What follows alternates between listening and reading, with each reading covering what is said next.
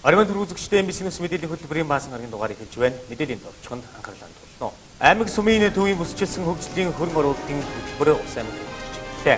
Хүрээгийн нарийн соёлын хөтөлбөрт арга хэмжээ. Удаангов сумын 2 дугаар багийн 10 дугаар гудамжны 3 хогийг зэвэрлээ. Оюутан тээвэр нэгдсэн арга хэмжээ. Эдгээр болон бусад мэдээллийн ерөнхийд анхаарлаа хандуулна. Эдгээр хэлж байна. Азийн хөгжлийн банкны санхүүжилтээр хийгдэж байгаа техникийн тусалцааны төсөл ховд Баяуулгийн Увс Дорнод аймагуудад хэрэгжинэ. Уг төслийн баг Увс аймагт ажиллалаа. Тус төсөл хэрэгжижснээр Увс аймгийн төвийн дэд үтсийг сайжруулах юм.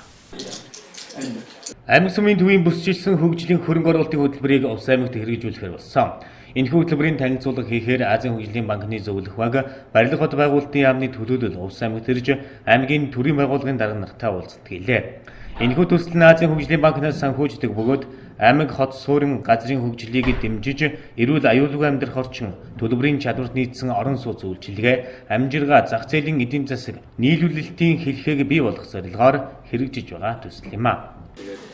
За энэ Азийн хөгжлийн банкны санхүүжилтээр хэрэгжиж байгаа техникийн тусалцааны төслийн хүрээнд баруун 3 аймаг болоод зүүн Дорнод аймгийг хамруулсан хотын хөгжил, эдийн засгийн хөгжлийн стратеги хөгжлийн үндсэн чиглэлийг чухал чиглэлүүдийг тодорхойлж эренблэх үүнийхээ үндсэн дээр хөрөнгө оруулалтын хөтөлбөрийг гаргах зорилготой ийм төслийн хүрээнд бид нар өнөөдөр Увс аймаг ирээд аймгийн төсөл даргын тамгын газар иргэдийн төлөөлөлтийн хурлын дарга нартай уулзаад явж байна. Тэгээд энэ ажлын хүрээнд бид нар аймгийн хувьд хэрэгжүүлэх хийх шаардлагатай хот байгуулалтын хүрээнд дэд үтцийн ямар ажлууд хийгдэх вэ, гэр хорооллыг хөгжүүлэхэд ямар ажлууд хийгдэх вэ гэдгийг тодорхойлох, мөн дэд үтцийн хөгжилтэй уялдаатаагаар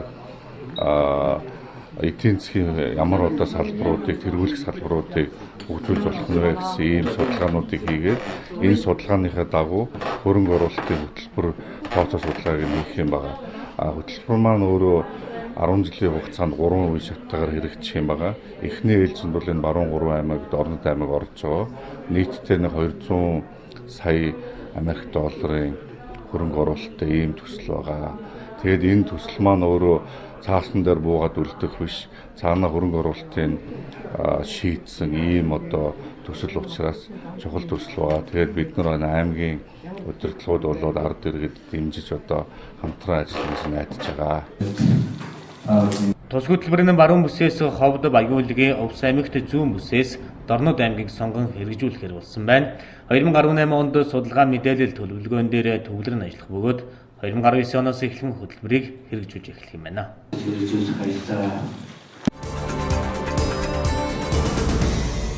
Дараагийн мэдээ.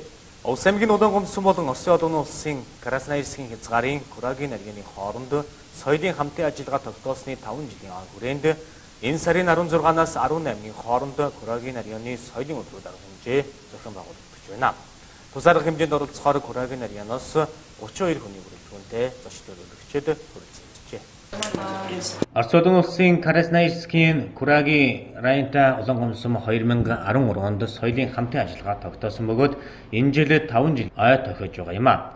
5 жилийн ой хүрээнд Курагийн районы соёлын өдрүүдийг Улаангов хотод 2018 оны 8 дугаар сарын 17-ноос 18-ны өдрүүдэд зохион байгуулж байгаа юм. Курагийн районоос 32 хүний бүрэлдэхүүнтэй зочид төлөөлөгчид хүрэлцэн бөгөөд зочид төлөөлөгчдийг Улаангов сумын засаг дарга бүрөвж иргэдийн төлөөлөгчдийн хурлын дарга ганц цогтноор хүлээн авч уулзлаа. Орос улсын улсын Красноярскийн Курагийн районы зочид төлөөлөгчд 32 хүний бүрэлдэхүүнтэй ирсэн байна. Энэ бидний соёлын хамтын ажиллагааны 5 жилийн он арга хэмжээний хүрээнд Курагийн өдрүүдийг Улаангов зохион байгуулахаар ирсэн. Монгол улс Орос улсын соёлын өдрүүдийг дурсан санах эргэлзэх Улаангов Курагийн хамтын соёлын ажиллагааг улам өргөжүүлэх талаар нь хэлэлцэж, ярилцж, дуу ширээний ярилцлага, концерт тоглолт тэгээд хамтын үйл ажиллагааны гэрээг улам өргөжүүлэх талаас харилцан тохиролцох ажиллаар ирсэн байна. Энэний дагуу Монгол улсад 1965 онд барилга байшингийн суур тавьж ирсэн Орос улсын улсаас Монгол улсын барилга барьж байгаа Владимир Николаевич Ионов гэдэг хүн ирээд бас энэ хамт ажиллаж байсан хүмүүсийн аргаар ахын тус хамаатан садангуудаа энэ зөвлөлд иргэн дурсан санаж тэр барилгын түүхтэй холбоотой ярилцлагуудыг хийгээ явж байна. Энэ бас бидний Оросын зөвлөлт холбоот бас Монгол улсын хоорондын энэ хамтын ажиллагааны түүхийг өгүүлж байгаа үед бас бид нар бас баярлалтай талархаж байна. Зангид сайн байцгаана уу? Энэ өдрийн мэндийг та бүхэнд хүргэе. Манай одоо Орос Монголын хамтарсан хамтын үйл ажиллагааны 5 жилийн одоо нийт 5 жилийн төслийн үр дүнд бид нар 5 жилийн хойг тэмдэглэхээр Хүрээгийн Улаанбаатар гэсэн төслөөр ирсэн байгаа. Тэгээд өнөөдөр 11 цагт музейд үзэгдэх нэгдэн 5 цагт Хүчинтрамын театрт уран сайхны концерт болно. Маргааш Цэдэнбаалын талбай дээр задгаа тоглолттой мөн Оросын үндэсний хоолоор одоо улаангомчуудад дайлах учраас та бүхний хүрэлцэн ирэх болж байна. Тэгэхээр зөвлөлт холбоот ус бүгд найрамд Монгол ард улсын хооронд найрамдлын одоо үйл ажиллагаа бат бөх байсан. Тэр ч тусмаа ер нь хамтран ажиллаж исэн олон одоо тийм бүх салбараар хүмүүсийг хамтран ажиллаж байсан. Үүний нэг үлгэр жишээ болох бид нар зөвлөлт холбоот улсын одоо анхны мэрэгчлэлтэнгүүд барилгачид одоо Улаангомд за Монгол даяар монголоор бол газар сайгүй бол ажиллаж исэн. Тэдний донд бид нар Хүрээгийн Улаангомын хооронд яг барилгын үйл ажиллагаагаар одоо ажиллаж исэн 50 жилийн өмнөх одоо жинхэнэ 1965 онд одоо барилгын анхны суурийг тавьж барилгачдад одоо хичээл зааж анхны онолын мэдлэг олгож исэн. Барилгачин одоо Николай Иванов бид нар авчирсан байгаа. Инхээр эн чинь манай 5 жилийн төслийн үр дүн 50 жилийн өмнөх уулзалтыг бид нар өнөөдөр зохион байгуулж байна. Ингээд музейд бол өнөөдөр 11 цагт энэ үзэсгэлэнгийн бол нээлт болон та бүхэн хүрэлцэн ирэх болж байна. Хүрээгийн нарийн соёлын өдрүүдийн арга хэмжээ аймгийн музейд дэлгэгдсэн бид Монголд ажиллаж алба хаасан нэртэй үзэсгэлэнгээр эхэллээ.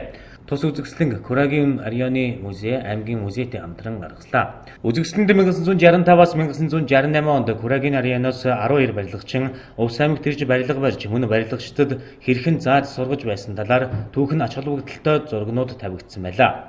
Хүрээгийн нарийн соёлын өдрүүд арга хэмжээнд тэртээ 50 жилийн өмнө Улаангом хотын бүтээн байгуулалтанд гар бие оролцож явсан Владимир Николаевич Иванов хүрээлцэн ирж оролцож байна. Тухайн үеийн зөвлөлт холбоот улсын барилгачид Харихраа зочд буудал, 8 айлын орон сууц, жацарганы үйлдвэр, Монгол Ардын намын төв байр зэрэг барилгуудыг барьж байгуулсан юм байна. 1965 онд анх Улаангомд ирж ирсэн. Тэр үед бид нэрийг ирж явах тэр нь бол баахан гэрэл байдаг гэсэн нэг 3-4 тоосхон 2 давхар барилга байсан. Тэгээд бид бүхний зорилго бол Монголын барилгачдыг барилгын ажилд сургах тийм одоо зорилгоор бид нэр ирсэн байгаа. Тэгээд ирээд бид нэр Харихраа зочд буудлыг барьсан, хажууд нь айлын орон сууц барьсан байгаа. За мөн жимсний станцын тэнд одоо чацрагны үйлдвэрийн барилгыг эхлүүлсэн. Мөн тэр үеийн одоо намын хонтоор гэж яригддаг. Тэрийг одоо бид нэр бас барьж байсан. Тэгээд одоо би шал өөр хотод ирсэн юм шиг мэдрэмж төрж байна. Бид бүхний одоо зааж сургаж ирсэн тэр үеийн одоо барилгачид энэ хотыг сайхан барьж байгуулж үнэхээр гоё орчин үеийн сайхан хот болгочээ. Тэгээд тэр үед бид надтай хамт ажиллаж байсан Дэмбэрэл, Үрлээ, Цэдэнбалжир гэх мэтлэнгийн удирдлагууд тэр одоо хүмүүсийн одоо зааж сургаснаар одоо одоогийн сайхан Улаангом хот бий болжээ. Тэр өөр одоо надад хэлэх юм байхгүй байна. Хүрээгийн нарийн соёлын өдрүүд уран бүтээлчдийн урлагийн тоглолт найрсаг Орос орны үзэсгэлэнгээр үргэлжилнэ.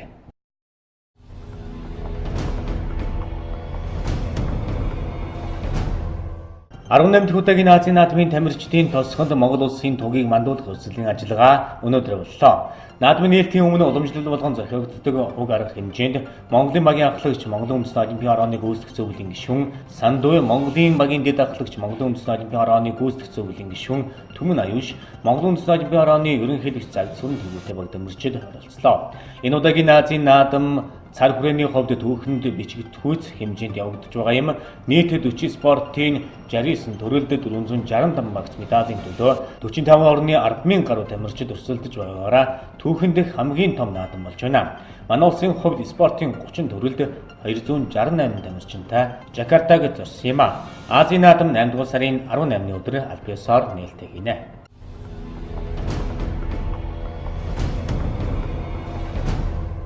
Иргэд гол ус бараадаж голын иргэд агуу амарч сугаалах үеэр санамсар болгоомж алдсны улмаас гол усанд осолдсон амнасаа алдах эрсдэл гарсаар байна. Тухайлбал Дорнод аймгийн Хэрлэн сумын иргэн Д13 настай Хэрлэн голд живсэн тухай дуудлага 8 дугаар сарын 15-ны өдрийн 18 цаг 20 минутын орчимд онцгой байдлын газарт ирсэн байна.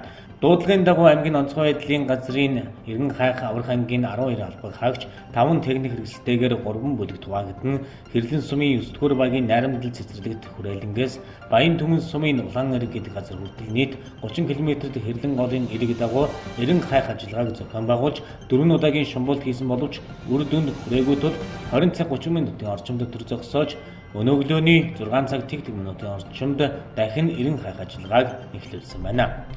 Онгарснаар уснаас Иргэн хайх аврах ажиллагаа 17 аймгийн 40 сум нийслэлийн 5 дүүрэгт нийт 56 удаа тохиолдсон байна.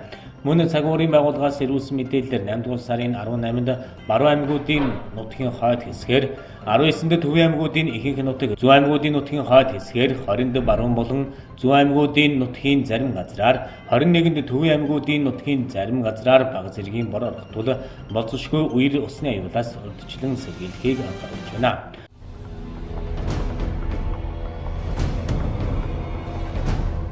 Хинт аймгийн нутаг дэвсгэрээс хууль бусаар шонхор шувуу барьсан араб улсын иргэдийг аймгийн цагдаагийн байгууллагаас эзрүүлэн шалгаж эхэлжээ.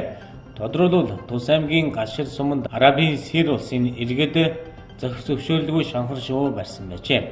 Мөн Баян хотог сумаас иргэн им нар бүлэглэн тээврийн хэрэгсэл ашиглаж 6 тонны адууг бэлчээрт нь шулж хулгайлсан хэргийг эрүүгийн алхам өрдөгч цагдаагийн ошууч Батжаагалаар ахлуулсан ажлын хэсэг халуун мөрөөр нэлрүүлэн шалгалтын ажиллагаа явагдаж байгаа юм байна.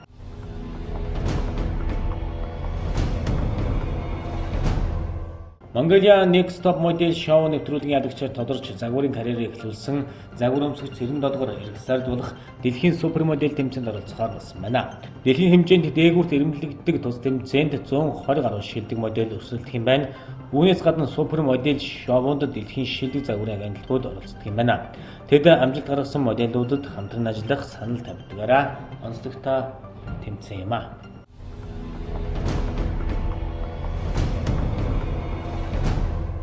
Улсын хурлын тогтоолоор баталсан Монгол Улсын засгийн газрын 2016-аас 2020 оны үйл ажиллагааны хөтөлбөрт хүнсний бүтээгдэхүүн үйлдвэрлэлийн өрсөлдөх чадварыг дээшлүүлж, нэмэлт шингэсэн бүтээгдэхүүн экспортлох боломжийг бүрдүүлнэ. Засгийн газрын тогтоолоор баталсан 3 толгуурт хөгжлийн бодлогод хөдөө аж ахуйн боловсруулах үйлдвэрлэлийг олон улсын стандартад нийцүүлэн хөгжүүлж, хүнс экспортлагч орн болох зорилт тавьсан. Мөн засгийн газрын 2016 оны 212 дугаар тогтоолоор мах сүүний анх дугаар аяныг орон даяар өрнүүлж, махны экспортыг нэмэгдүүлж 2020 онд ихэд жилд 100 мянган тоннд хүрэхийг зорж байгаа юм а. Тэгвэл эдгээр бодлого зорилт арга хэмжээний үр дүнд махны экспортын хэмжээ нэмэгдэж байгаа талаар таатай мэдээллийг хүргэжээ. Манай улс 2017-оос 2018 онд 27.9 мянган тонн үхрийн мах, 43.6 мянган тонн адууны мах экспортлохоор тогтоож, хонь ямааны маханд экспортын хэмжээ хязгаар тогтоохгүй байхаар шийдвэрлэсэн. Энэ хүрээнд 2018 оны эхний 6 сарын байдлаар 9557.6 мянган тонн дулааны аргаар боловсруулсан мах, 8868.5 тонн адууны мах, 775.6 тонн хоньны болон ямааны мах, 620 тонн үхрийн мах, 498.4 тонн дайвар бүтээгдэхүүн, нийт 20,320.1 тонн махан бүтээгдэхүүн экспортлж 44.9 сая $, буюу 110.6 тэрбум төгрөгийн орлого олсон болохыг Галерхийн газраас мэдээлж байгаа юм а. Энэ нь өмнөх оны мөн үетэй харьцуулахад махан бүтээгдэхүүний экспортын хэмжээ 2.8 дахин нэмэгдсэн зүйлс юм а. Экспортын хэмжээ нэмэгдсэн байдлыг өмнөх оны мөн үетэй харьцуулж махны төрөл тус бүрээр авч үзвэл 2018 оны 6 дугаар сарын байдлаар адууны махны экспорт 1.5 дахин их, хоньны болон ямааны мах 4.3 дахин их, дулааны аргаар боловсруулсан махан бүтээгдэхүүн 8.1 дахин их тус нэмэгдэжээ. Одоогийн байдлаар махан бүтээгдэхүүн экспортлох зөвшөөрлөлтэй 30 гаруй аж ахуйн нэгж байгаа бөгөөд сүүлийн үед дулааны аргаар боловсруулсан махан бүтээгдэхүүний экспорт нэмэгдэх төлөвтэй байгаа юм а. Дараагийн мэдээ. Улаангом сумын 2 дугаар багийн 10 дугаар гудамж бидний хил заншснаар бор толгой орчмын хур хогийг Улаангом сумын иргэдийн төлөөлөгчдийн хурлын төлөөлөгч гав игийн нэгтгэгээр 2 дугаар багийн засаг дарга иргэдтэйг хамтран зөвлөсөн байна. Энд харагдаж байгаа газарт 20 орчим жил болсон хур хог байсныг Улаангомс сумын иргэдийн төлөөлөгчдийн хурлын төлөөлөгч Гав Игийн дэмжлэгтэйгээр багийн засаг дарга иргэдийн оролцоотойгоор цэвэрлсэн байна. Айл өрх бүр гудамж бүр цаашлаад баг бүр цэвэрхэн байснаар Улаангом хот маань цэвэр харагдана. Тиймээс 2 дугаар багийн 10 дугаар гудамжных нь хогноос салж цэвэрхэн орчинд амьдарч байна. Нийт 12 машин хот гарсан байна. За 2 дараагийн борт толгой орчин байна. 10 дахь гудамжинд хур хог үсээд одоо олон жил болсон байсан. Тэгээ ард иргэдийн бас өргөдөл гомдол санаачлаг сумын уран төлөөлөлч болон багийн даргад ирсэн байсныг багийн даргатайгаа хамтраад ард иргэдийн хамтраад сая 15-14-нд ач тусглаа цэвэрлж. Цаашид энэ ард иргэд 2 дараагийн ард иргэд бортлогоор ард иргэд анхааруулж хэлэхэд энэ газраас хог хаяхгүй бас байгаль орчингоо хайлж газрыг өөрсдөөс богцчихсэн. Энийг бас хайлж хамгаалж бас цэвэрхэн орчинд бас тухтай амьдрахыг ард иргэдээс хүсэж байна. За энэ 2 дугаар багийн борт толгой 10 дугаар гудамжинд ирсэн хурогийг ач цэвэрлээ 8 дугаар сарын 14-15-ны өдрүүд. Энэ хогийг ач цэвэрлэхдээс Улаан сумын хурлын төлөөлөгч 2 дугаар багаас сонгогдсон гарсан төлөөлөгч Гавь төлөөлөгч манаас дэмжлэгтэйгээр энэ хогийг ач зайлуулсан. Нийтдээ нэг 12 машин хог гарлаа энэ хургийг зайлуулахад. Энэ хогийг ач зайлуулахад бас ард иргэд маань бас дэмжлэгтэй сайн оролцсон. Ард иргэд маань гарч цэвэрлсэн. Одоо ийм гоё цэвэрлсэн хогийг ард иргэд маань бас энэ хогоо аяхгүй байх хэрэгтэй. Энэ хогноос юусаад одоо элдв янзын олон хог хурамцсан сольж элдв янзын вирус өвчин ч гэсэн гарах магадлал маш их байдаг. Тэргээд ард иргэд маань бас одоо сэрэмжилж энэ хогоо аяхгүй байх. Аян дээр ирж хог аяж байгаа одоо гадны машин одоо хүн ч юм уу байвал дугаар номерыг авах. Тэгээ зургийг авч одоо багийн даргад авчиж өгөх. Буцаад тэр зургаараа бид нар баримтжуулж тухайн одоо иргэн жоохон нэгжид хариуцлага тооцдог байх. Тэгжиж бид нар энэ одоо цэвэрхэн орчноо хамгаалахгүй бол бид нар энэ хогн дотор амьдраад байвал амьдрал байна. Тийм учраас энэ хогийг одоо цэвэрлэхэд одоо дэмжлэг тусалцаа үзүүлсэн сумын уран төлөөлөгчдөөс баяр талсан илэрхийлж байна. Энд юусэн хураг нь ерөөдөө нэг 20 жилийн 10 гаруй жилийн юусэн юм хураг байсан. Тийм учраас бас бүх иргэд маань нэг нэгдээ хяналт тавьж хэн яаж хугасгах чинь. Одоо бол нэг үе утгатаас бүрэн боломжтой болсон. Элемент компани гэдэг бас компани хог арчин өөрсдийн иргэд минь бэлэнж ууд гаргаад тавьчих хашин гаднаас ирээд аавч чинь. Нэг үедээ болоход бид нар тэр үед баг хог ачдгаа өөрсдөө ачдаг байсан үе биш. Одоо болох бэлэн болцсон учраас наашаа хогийн зэг дээр чирч явахаар урагшаа гад хашааны хүйдэн тавьчихвал бэлэн машин ирээд аавч. Ер нь боломжгүй байсан учраас иргэд минь бас ухамсартай хандаж ийн хогоо бас тэр хуваарийн дагуу тэр тээвэрлэх машинд ингээд явуулж мараа гэдэг бас нийт иргэдтэй уриалж байна. Цаашид орон орчмын айлуудад цэвэрлсэн газарт хог хаяхгүй байх, орчноо үргэлж цэвэрлэж байх мөн дүнчлэн тухайн газарт хог хаясан болон ачиж ирж буулгасан тохиолдолд яаралтай багийн даргадаа мэдэгдэх шаардлагатай гэдгийг хэлж байна.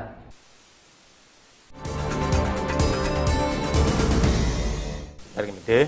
Хичээлийн шинэ жил эхлэж байгаатай холбогдуулан оюутан тээвэр нэгдсэн арга хэмжээг зохион байгуулж байна. Манай аймгийн замын цагтаагийн тасгаас тус арга хэмжээний хүрээнд орон нутгийн чиглэлийн авто замд хяналт шалгалтыг хийж ажиллаж байна.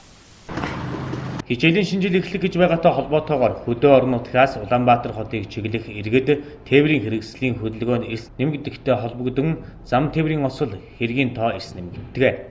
Жил бүрийн энэ үеэр замын цагдаагийн алба, авто тээврийн үндэсний төв хамтран оюутан тээвэр хамтарсан хяналт шалгалтыг орон нутгийн замд зохион байгуулдаг. Энэ жил 8 дугаар сарын 13-ны өдрөөс 10 дугаар сарын 1-ний өдрийг хүртэлх хугацаанд улс хот хоорондын авто замд нийтийн тээврийн хэрэгслээр зорчигчид зам тээврийн гэмт хэрэг осолд өртгөхөөс урьдчилан сэргийлэх, нийтийн зорчигч тээврийн үйлчилгээ эрхлэгчдийн үйл ажиллагаанд төрийн хяналт шалгалтын тухай хууль, авто тээврийн тухай хууль, зөрчлийн тухай хууль, замын хөдөлгөөний дүрэн болон бусад холбогдох хууль тогтоомж стандартын хэрэгжилтийг хангуулах зорилгоор дээрх хяналт шалгалтуудыг зохион байгуулж байна.